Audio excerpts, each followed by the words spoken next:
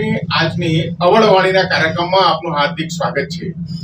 દર્શક મિત્રો, આજની આલાપવાણીમાં આપણે જંબુસર ખાનપુરી ભાગોળ ખાતે આવેલી ગાંધીનગર નગરીમાં દેવી પૂજક સમાજના પરિવાર ઉપર કરવામાં આવેલા હુમલાની ચર્ચા આ આલાપવાણીના કાર્યક્રમમાં આપણે કરવાના છે। નિહાળો આલાપ ન્યૂઝની અવળવાણી।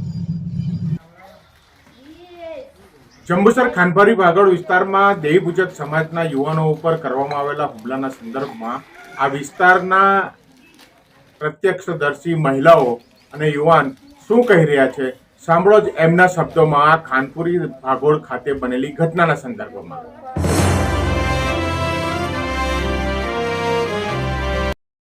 લીંબાજી મહારાજ ગાંધીનगर से बोलूँ। मारू नाम गीताबेन।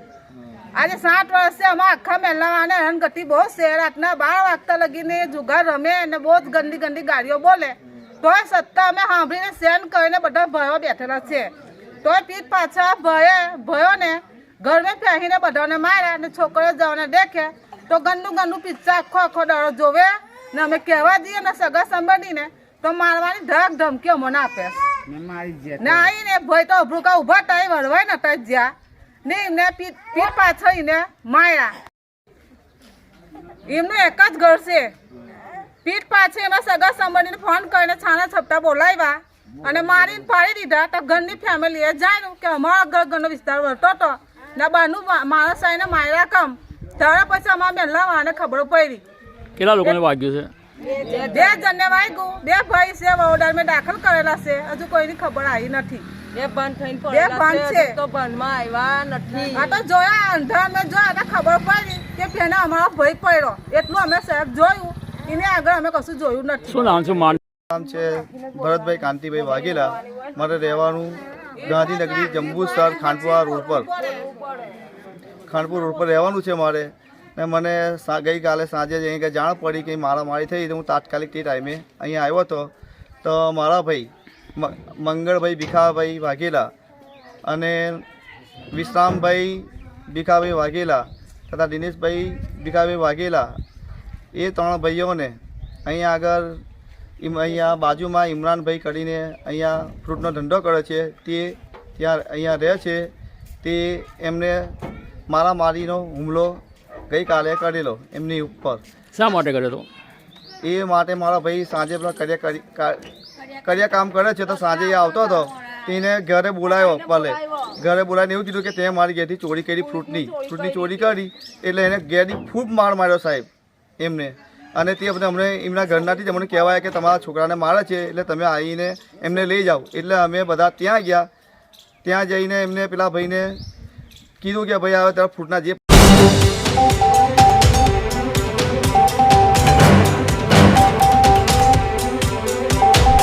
પૈસા ત્યાં ચોરી ગયો હશે કદાચ કે ના ચોરી ગયો પણ અમે તમને આપી દઈશું ને સમાધાન કરીને અમે ઘરે લાવ્યા।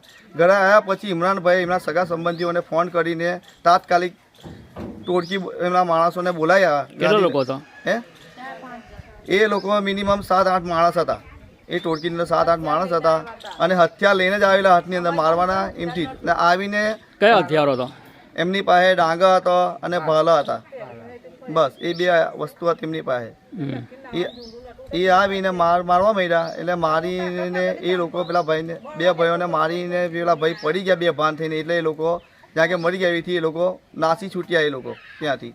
ને તે પછી અહીંયા પોલીસવાળાને મેં ફોન કર્યો તો પોલીસવાળા પહેલાં આપણે દવાખાને પોલીસ સ્ટેશન ગયા તો અમને એવું કીધું કે તમે હોસ્પિટલમાં લઈ જાઓ। હોસ્પિટલમાં અમે અહીં કોટેજમાં ગયા તો એમને સિરિયસ કેસ કીધો એટલે પછી એમને તાત્કાલિક બરોડા સિવિલમાં અમે દાખલ કર્યા।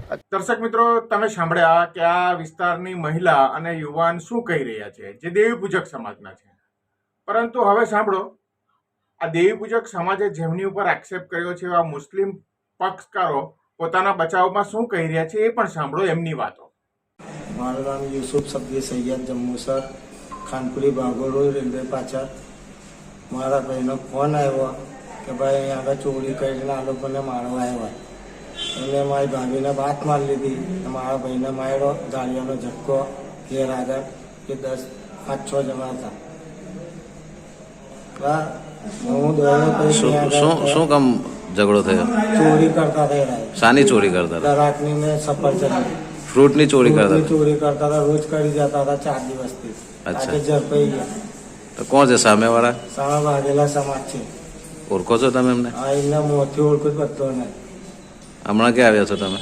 અમને પોલીસ સ્ટેશનમાં આવ્યા અમે. આ ભાઈને દાખલ કરેલો છે, ધણિયાનો ઝટકો મારેલો, હાથમાં ચાકુ મારેલા છે, પગમાં અને હાથમાં. ઓકે.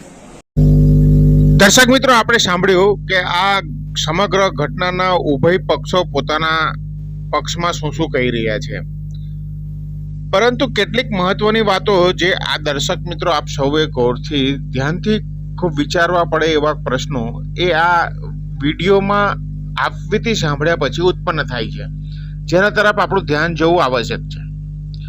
જે મહિલાઓનો વિડીયો આપણે જોયો, એ મહિલા જે કહી રહી છે એ પ્રમાણે છેલ્લા 7 વર્ષથી આ લોકો હેરાનગતિ ભોગવી રહ્યા છે.